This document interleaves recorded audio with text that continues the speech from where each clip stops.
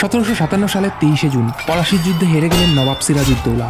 এরপর কি পরিণতি হলো নবাব এবং তার স্ত্রী লুৎফুন্নেসা আর কন্যা জোহরার? যুদ্ধের 2 দিন পর 25শে জুন গভীর রাতে নবাব পালালেন স্ত্রী আর কন্যাকে নিয়ে। মহানন্দা নদী পেরিয়ে ছুটছিলেন উত্তরের দিকে, কিন্তু ভাটার জলে আটকে গেল নৌকা। খাবার খুঁজতে নবাব গিয়েছিলেন এক মসজিদের পাশে। সেখানেই তাকে চিনে ফেলল এক ফকির দানো শাহ, যাকে একসময় শাস্তি দিয়েছিলেন নবাব। প্রতিশোধ নিতে সে খবর দিল মির্জাফারকে।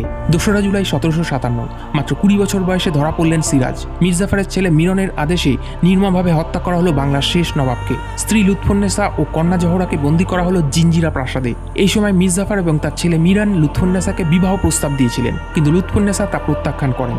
7 বছর বন্দিত্ব ও অনাহারে দিন কাটানোর পর মুক্তি পান তারা। তারপর জোহরা বেগমের বিয়ে হয় এবং তার 4 ছেলে মেয়ে ছিল। 1774 সালে মারা যান জোহরা বেগম। তখন লুৎফুন্নেসার তত্ত্বাবধানে বড় হয় তার নাতি নাতনিরা। 1790 সালের নভেম্বরে মারা যান লুৎফুন্নেসা এবং স্বামী সিরাজউদ্দৌলার পাশে মুর্শিদাবাদের খুশবাগে সমাধিস্থ হন।